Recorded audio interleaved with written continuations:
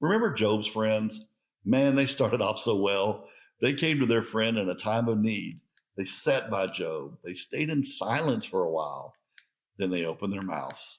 And it all went downhill from there. They told Job their opinions. They asked the wrong questions. They made a lot of assumptions. Divorce is a major trauma event in people's lives. When we're knocked to our knees, this is when some Christians turn into poor theologians, and even worse, ministers. Let's start with the spoken and unspoken stigma of divorce in Christian circles. God has a high view of marriage, and we should too. We should protect the sanctity of marriage. Notice I didn't say at all costs, because that would not be true. It's not a true statement. If a man is beating his wife when he drinks at night, that woman does not need to protect her marriage. She needs to protect her health and the health of her children. I've heard too many preachers get this wrong. Yes, God values marriage, but he fully allows for divorce. There are plenty of cases where divorce is allowed, and to be practical, there are plenty of situations where we, as Christians, should encourage divorce. Protect people's health and safety, even mental health. Yeah, I said it, mental health. Our pulpits underline the importance of maintaining a marriage, and some will even mention affairs or abuse as the reasons you're allowed to file for a divorce. But they really don't get into the weeds of some other reasons.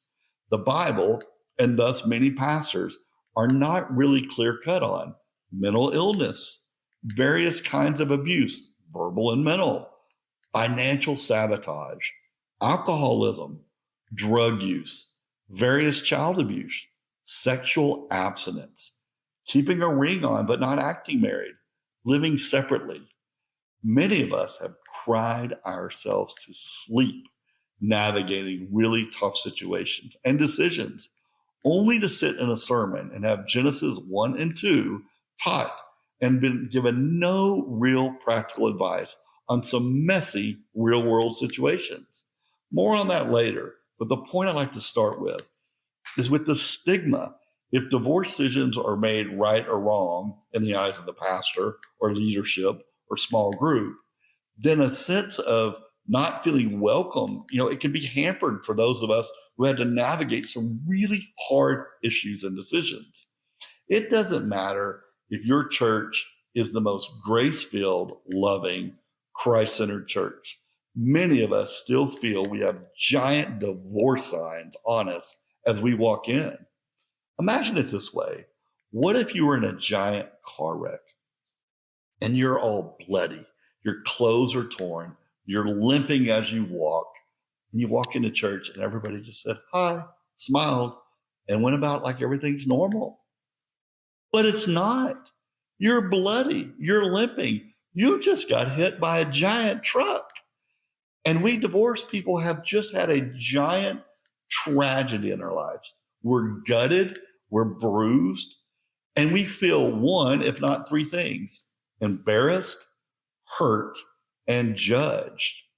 All the while, the preacher is up on stage talking about cars shouldn't get into wrecks. That's not what they were designed for. Well, we know that. The pastors are preaching on truth, and we're not feeling the mercy part. We've been in a wreck. Why aren't we talking about it? Why do we have to sit here and listen to truth? Where's the mercy? The Bible is not theory, but enough with the theory of marriage and more into the real. We really are divorced. We really are crushed. Our cars have been wrecked. Now what? If you like this content, then subscribe for even more resources, fun, laughter, and sound advice for Christians adventuring in unyoked living. Not just divorce recovery, but for brave men and women who are growing and going and living a life on mission. Blessings.